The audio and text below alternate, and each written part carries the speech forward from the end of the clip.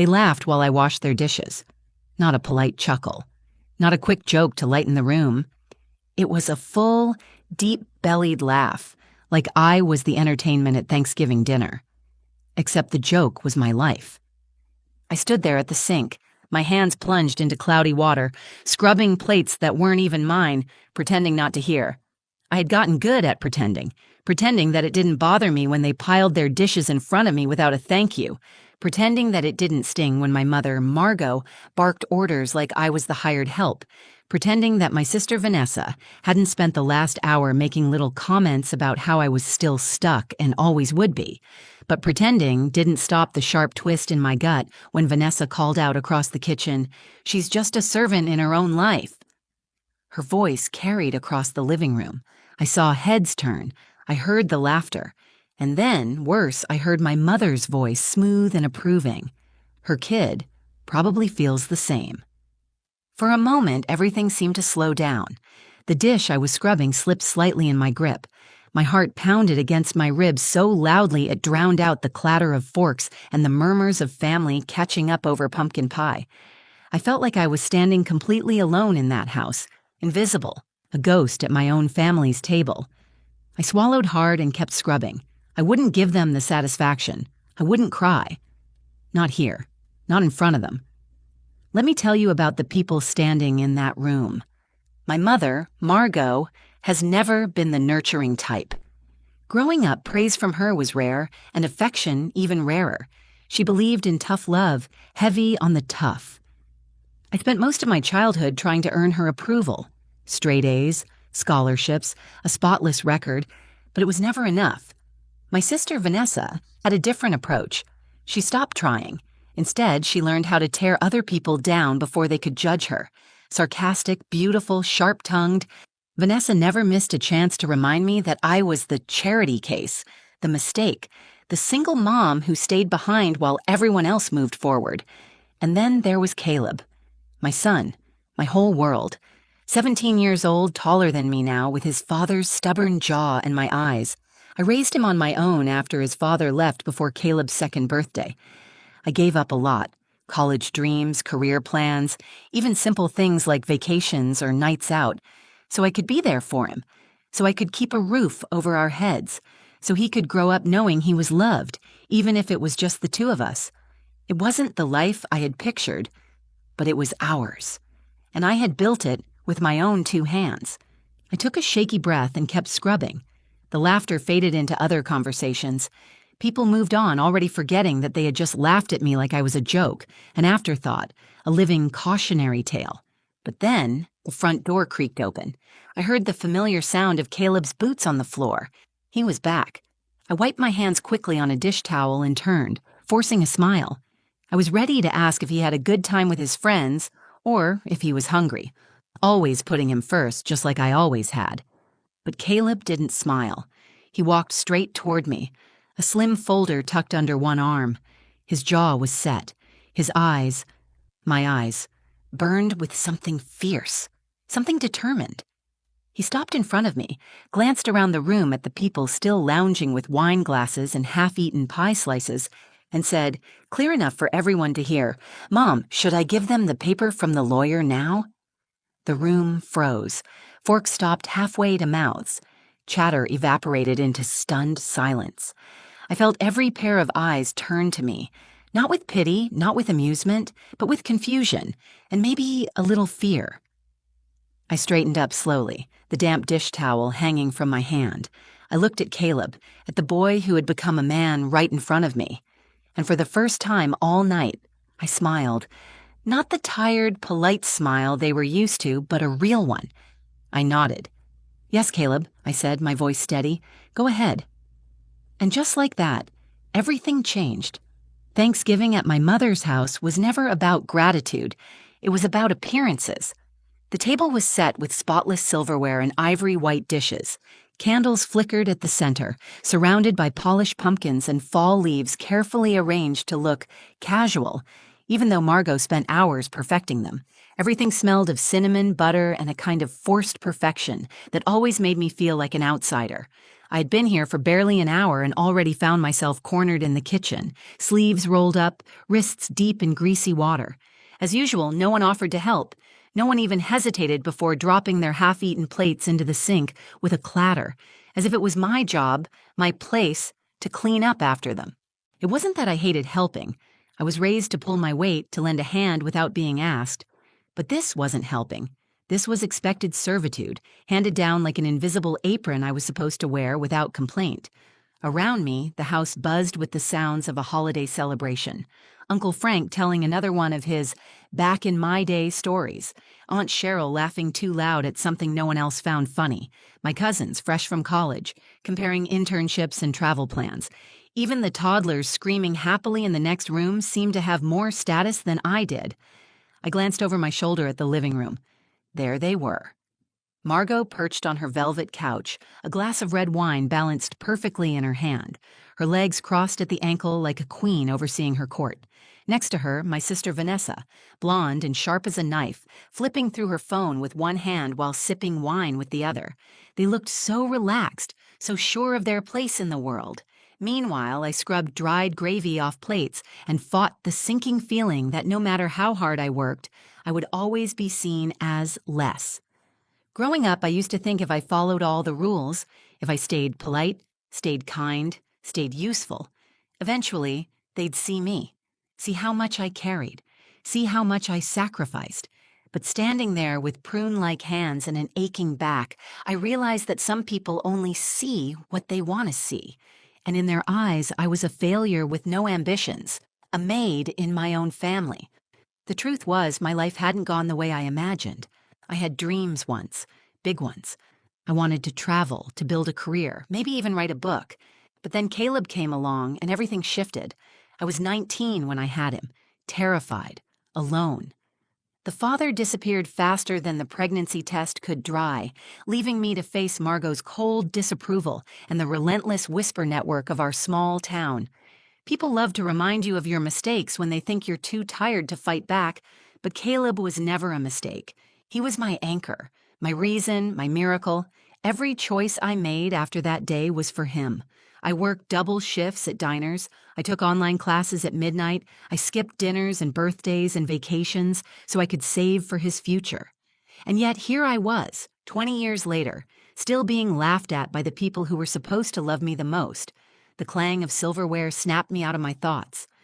I turned just in time to see Vanessa toss her plate into the sink, splashing greasy water onto my sweater. She didn't even look at me. "Oops," she said, smiling sweetly before turning back to the living room. I clenched the edge of the sink, breathing deep through my nose. That's when she said it, loudly enough for everyone to hear. She's just a servant in her own life. A ripple of laughter rolled through the room like a slow wave, crashing straight into me. I stiffened, still facing the sink, hoping, praying that someone would speak up, that someone would say, "That's not fair," or "Don't be cruel," or "She's family." But nobody did. And Margot, my own mother, leaned back on the couch with a smug little smirk and added, "Her kid probably feels the same. Poor thing." I blinked hard, willing the tears back. Not here, not in front of them. The shame was familiar, an old heavy coat I never quite managed to shrug off. But today, it felt different. Today, it wasn't just sadness that burned in my chest. It was something hotter, angrier. And just as that fire began to smolder inside me, the front door creaked open. Boots scraped against the floorboards. Heads turned lazily toward the entryway. It was Caleb. 17 years old and walking in like he owned the world, a slim, serious-looking folder tucked under one arm, and he wasn't smiling. Something was about to change. I could feel it. And this time, I wasn't going to pretend everything was fine.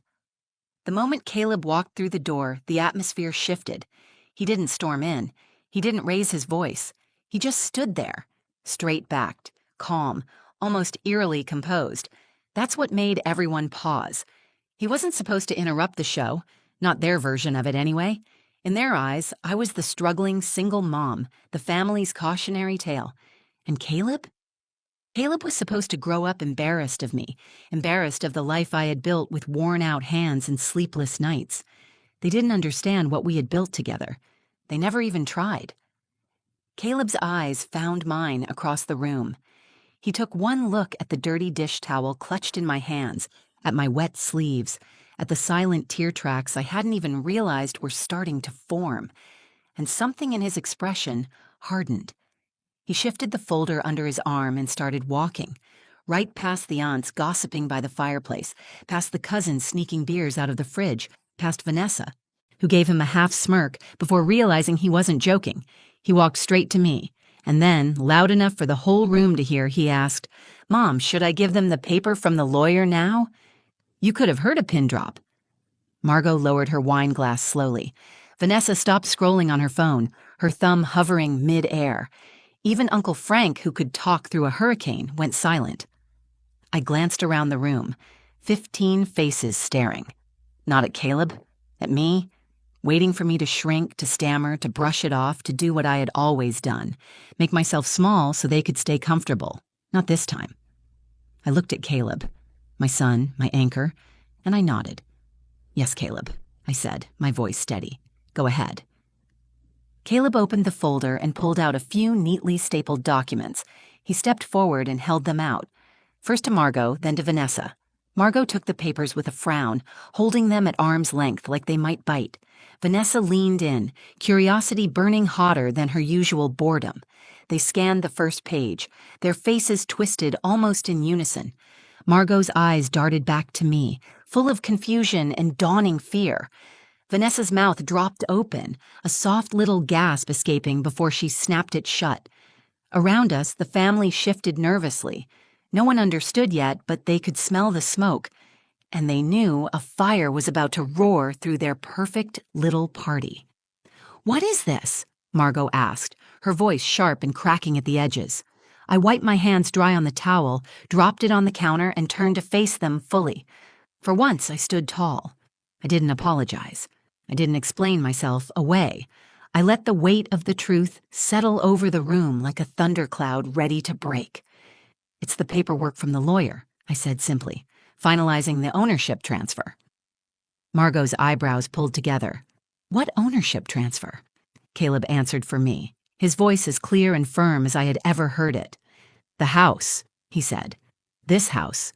Grandma signed over co-ownership to Mom years ago when she had those financial problems. She just didn't tell anyone. Mom owns half now, and when Grandma's gone..." He shrugged slightly. "The rest will be hers, too."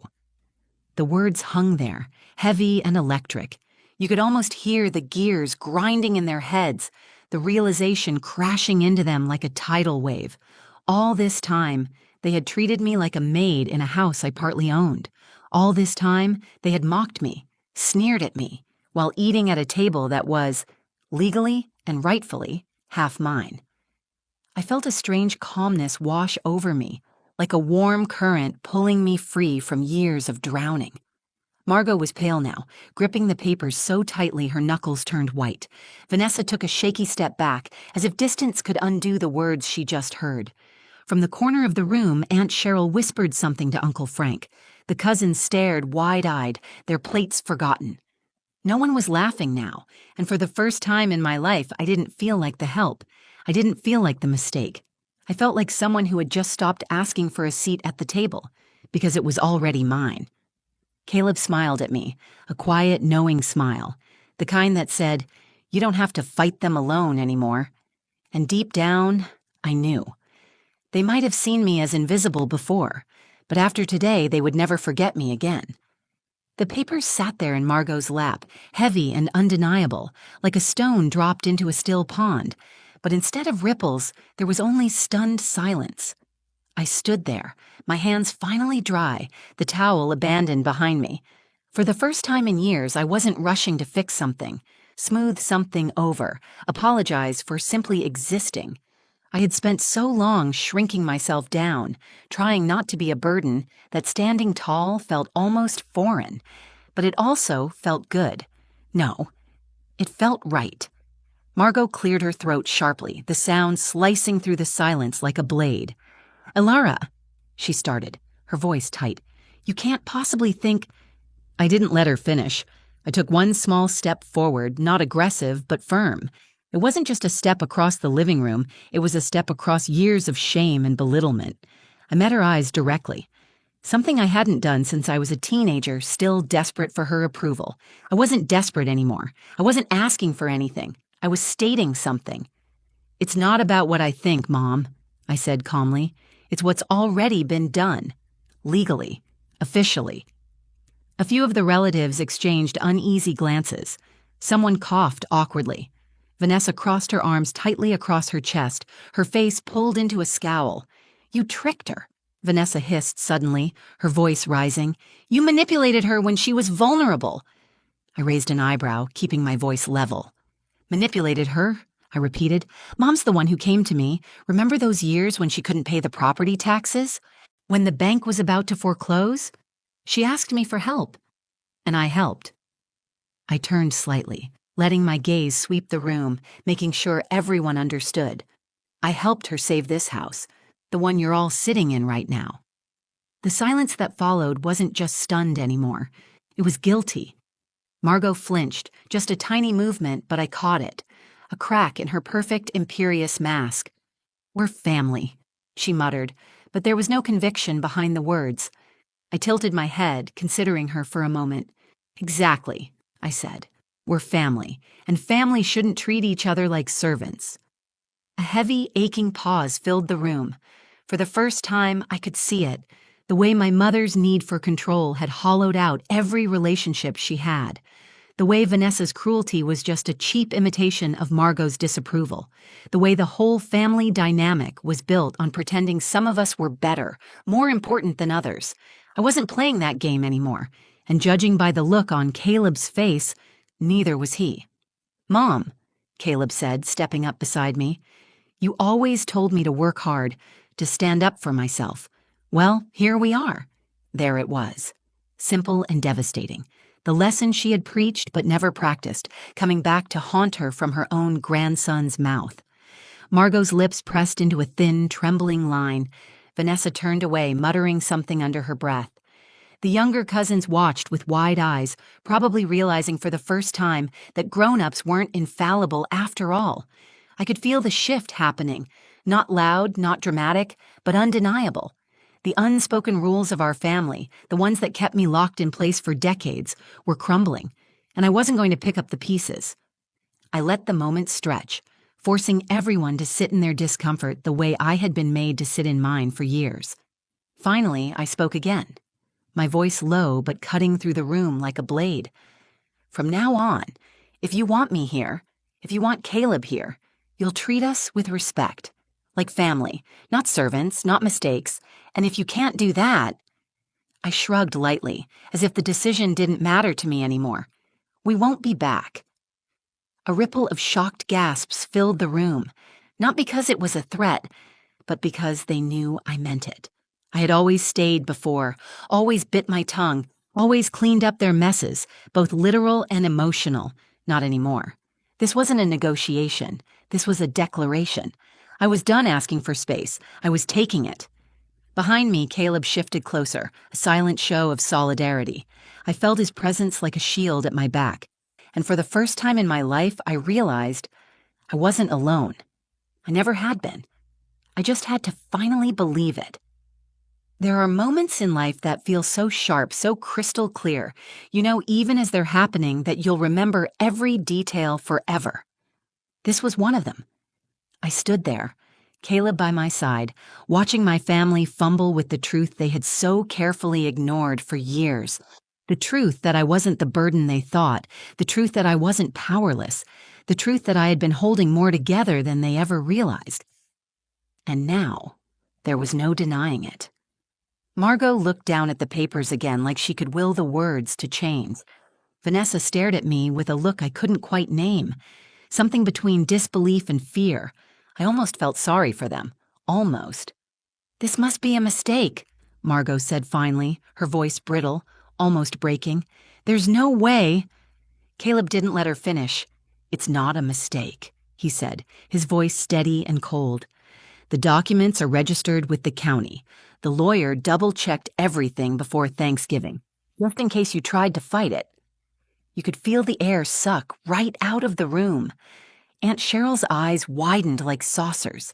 Uncle Frank muttered something under his breath and took a big swig of his beer. Even the teenagers stopped pretending to be glued to their phones and stared at us. Margot's face twisted, a cocktail of anger, embarrassment, and something she would never admit: fear. For once, she didn't have a script ready. No quick, cutting remark, no scathing lecture. She had lost control. "You didn't tell us because you knew we'd never agree to it," Vanessa snapped, her voice rising with every word. "You tricked everyone." I tilted my head slightly, almost amused. "No," I said softly. "I just stopped asking for permission." There was a difference, a big one, and they were finally starting to understand it. I took a few slow steps forward, letting my heels click against the hardwood floor, letting the sound fill the silence they had once used to drown me out. I stopped in front of the coffee table, the centerpiece of Margot's perfectly curated living room. Gently, almost casually, I set the final page from Caleb's folder on the table, a copy of the updated title deed. In black and white, no arguments left, no loopholes to twist. My name printed clearly alongside Margot's, and the clause Caleb had made sure the lawyer included. Upon Margot's passing, full ownership transferred immediately to Alara Jensen. No contest, no delay. It was done. Set in stone. Irrevocable. I turned back to the room and took a deep breath. No trembling, no fear. "You called me a servant," I said, my voice low but carrying through every corner of the room. "You laughed at me like I was nothing. You taught your kids and grandkids to treat me like background noise, like wallpaper." I looked directly at Margot, who was staring at the floor now. "But here's the thing," I said, my words slicing clean. "The servant you mocked? She owns the house you're sitting in." Vanessa's face flushed red. Margot's shoulders sagged slightly, the fight draining out of her. The victory didn't taste like revenge. It tasted like freedom. Not because I had won, but because I had finally stopped playing by their rules. I glanced at Caleb, who nodded once at me, pride shining clear in his eyes. For everything I had given up, for every lonely night, for every moment I doubted myself, this made it worth it. Not the house, not the inheritance, but the fact that Caleb saw me, respected me, loved me. And he wasn't afraid to stand beside me and say it out loud, no matter who was listening. The room stayed frozen for a few long, heavy seconds. No one moved. No one spoke. Finally, Margot stood up slowly, smoothing her skirt with trembling hands. "We should eat," she said, her voice hollow, brittle. "The food's getting cold." Like nothing had happened, like the foundation of her little empire hadn't just cracked open. But it didn't matter, because something had shifted, permanently. I wasn't the same woman who had walked into that house an hour ago. I wasn't the maid or the mistake or the charity case. I was Alara Jensen, homeowner, mother, warrior. And for the first time in my life, I didn't feel small. I felt invincible. After the confrontation, the rest of Thanksgiving passed in a strange, uneasy quiet. No one made any more jokes. No one ordered me back into the kitchen. In fact, for the first time I could remember, no one asked me to do anything at all. It was almost funny in a bitter way. All these years I had bent over backward for this family. And it took one sheet of paper, one undeniable truth, to make them finally treat me like I mattered. The food sat cooling on the sideboard. People picked half-heartedly at their plates, conversations stilted and full of forced smiles. The festive spirit was gone, drained away like dirty water slipping down a sink. I didn't rush to fill the silence. I didn't apologize. I sat down at the table across from Caleb and quietly ate my meal. And for the first time in my life, I felt no shame, no guilt, just peace. In the days that followed, the ripples continued to spread. Some family members, like Aunt Cheryl and Uncle Frank, reached out with awkward, fumbling apologies. Messages that sounded more like obligations than real remorse. "We didn't know, Alara. If we had known, we would have treated you differently." As if ownership of property should have been the prerequisite for respect. I didn't answer all of them. Some bridges aren't worth rebuilding. Vanessa stayed silent for a while. No texts, no calls. When she finally did message me, it was short and sour. "Congrats. Hope you're happy." I didn't respond. Not because I was angry, not anymore, but because I was done explaining my worth to people determined not to see it. And Margot? Well, Margot did what she always did, pretended everything was fine. When I dropped by to handle some joint paperwork a week later, she talked about the weather, the price of turkey, the neighbor's dog, anything except the elephant still standing between us. But the way she looked at me had changed. There was a flicker of something new in her eyes when she spoke to me now. Not love, maybe not even true respect, but recognition. She couldn't ignore me anymore. She couldn't rewrite my story to fit her comfort. I had stepped out of the role she assigned me, and no amount of denial could shove me back inside it. The real change, though, wasn't in them. It was in me. For so long, I thought I needed their approval. I thought if I worked hard enough, stayed kind enough, carried enough of their burdens, someday they would turn around and say, "We see you. We're proud." But that moment never came, and now, standing on the other side of it all, I realized I didn't need it. I had my own pride, my own peace, and most importantly, I had Caleb, my beautiful, stubborn, brilliant son who saw my worth clearer than anyone else ever had. That night, after the tension of Thanksgiving had finally bled out into silence and we were back home, Caleb knocked on my bedroom door. "Hey, Mom," he said, stepping in awkwardly, shuffling his feet like he was still that little boy asking permission to stay up 5 more minutes. "Yeah, sweetheart?" I smiled, already feeling the lump in my throat. He sat on the edge of the bed, twisting the hem of his hoodie in his hands. "I'm sorry it took me so long to do something," he said, his voice low. "I should have stood up for you sooner." Tears prickled my eyes. I reached out and cupped his cheek, my thumb brushing the line of his strong jaw. "You stood up exactly when you needed to," I said. "You reminded me who I am." He smiled then, a real, wide Caleb smile, and leaned into my hand like he did when he was small. And I realized something else. This was my legacy. Not a house, not a title. It was the quiet, unbreakable bond between us. The lesson I had taught him, not through words, but through living. That worth isn't something other people give you. It's something you claim for yourself. I tucked that truth deep into my heart, letting it heal the parts of me that had been aching for years. The next time I showed up at a family gathering, if I even chose to, I wouldn't be standing at a sink, scrubbing dishes while they laughed. I'd be standing tall, standing proud, standing free. Because sometimes the greatest revenge isn't loud or cruel. Sometimes the greatest revenge is simply surviving, thriving, and refusing to disappear. And that's exactly what I plan to do. Thank you for listening to my story. If it touched your heart, if it made you feel something, even just a little, please give this video a like. It helps more people hear stories like mine. And if you've ever felt overlooked, underestimated, or like you had to fight just to be seen, I'd love to hear your story too. Share it in the comments below. I read every one of them. Don't forget to subscribe to the channel and hit the notification bell so you never miss another story like this one. And if you know someone who needs to hear this today, send it their way. You never know. Your share could be the thing that lifts someone up when they need it most. Thanks for being here. Thanks for believing in stories that matter. I'll see you in the next one.